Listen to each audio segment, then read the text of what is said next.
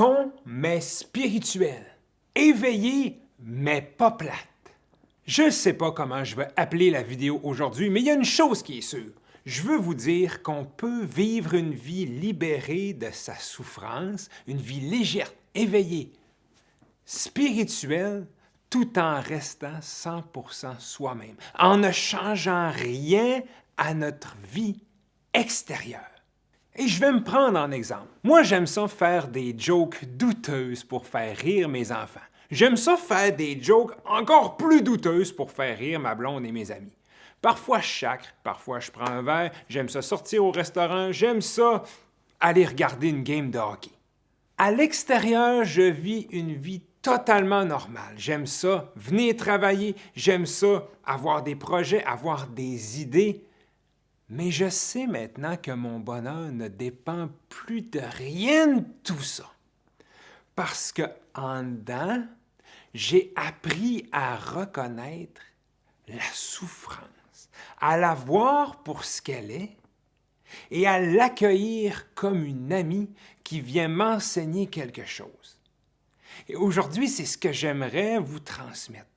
J'aimerais vous apporter une autre perspective sur ce que c'est que de vivre éveillé d'une manière spirituelle. Et là, c'est des grands mots qui veulent rien dire au final, qu'on met de la lumière et des anges là-dessus habituellement, alors que pourtant, c'est extrêmement simple.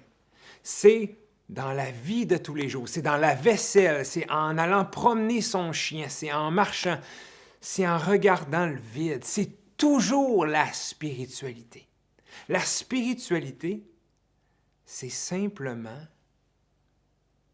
d'avoir une nouvelle perspective intérieure sur toutes ces choses qui nous traversent. Pensées, émotions, souffrances, sensations, malaise, inconfort, bonheur, joie. C'est de voir toutes ces choses-là avec une clarté absolue. Et pour voir ces choses avec une clarté absolue, vous n'avez pas besoin de faire aucune modification dans votre vie extérieure.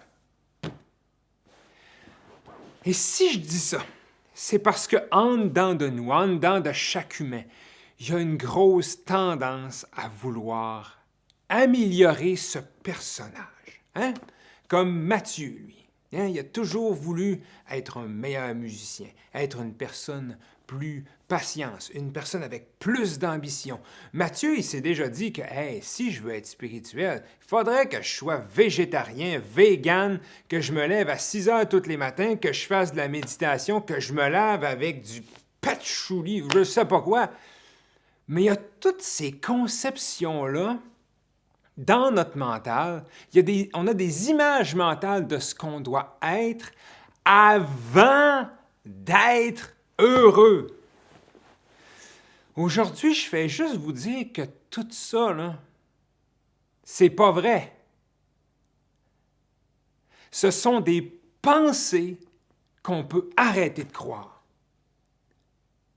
Et là, je sais que peut-être en dedans de vous, il y a une partie qui dit « Ah non, mais pas moi, Mathieu, parce que faut que je travaille sur moi encore avant. Il faut que j'apprenne à être plus ouvert, il faut que j'apprenne à être plus libre, il faut que je me débarrasse de telles choses avant de pouvoir avancer, avant de pouvoir être comme toi ou comme l'auteur de ce grand livre spirituel ou comme ce gourou que je suis sur Internet, peu importe. Je dois être comme ça avant. Si ça vous tente de continuer à croire toutes ces pensées-là, libre à vous. Mais je vous le dis, vous allez rester au même point. Et je le sais d'expérience, parce que moi aussi j'ai cru ces pensées-là, que je devais changer ma vie avant d'être éveillé, avant d'être spirituel, avant de me libérer de ma souffrance. Non! La vie elle-même est le meilleur des professeurs. Pourquoi on devrait aller s'enfermer dans un monastère à Nunchtalandandu pour pouvoir plonger dans son intérieur? On va aller là-bas, on va méditer pendant 10 ans. Et là, on va atteindre un état vraiment calme. C'est normal que ça va être calme parce qu'il n'y a pas de son, il n'y a rien. Mais le jour que la vie va nous renvoyer dans la vraie vie avec d'autres humains, des humains qui nous font parfois chier, des nouvelles qui nous envahissent, des situations qui viennent déclencher des choses en dedans de nous, eh bien là, on va peut-être retomber encore dans nos vieilles réactions. Et là, on va se dire, « Ah, j'étais bien mieux dans mon monastère. »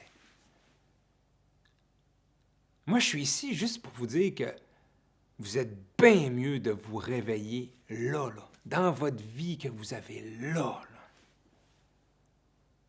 Parce que toutes les situations, toutes les personnes qui sont mises sur votre chemin, c'est exactement celles dont vous avez besoin pour apprendre ce que vous avez à apprendre.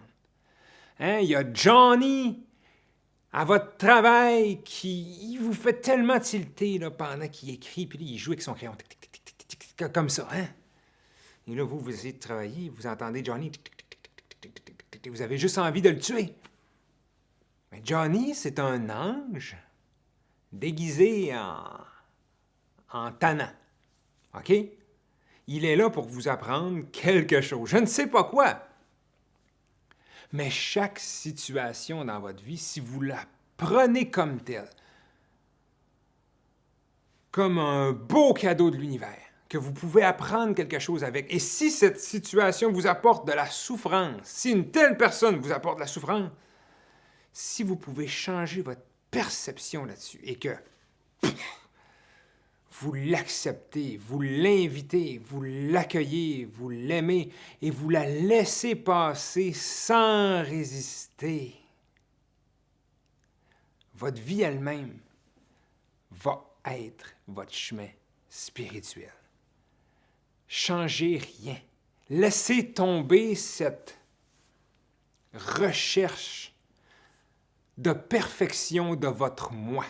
Ça ne sera jamais parfait, cette grande affaire-là. Votre grande affaire à vous non plus. Un jour, ça va être vieux, ça va avoir les cheveux blonds antiques. Ça va être ridé. Et un jour, ça va être dans une tombe. Mais c'est ça la beauté de la vie aussi. Essayez pas de changer ça. Changez juste votre perception de la vie.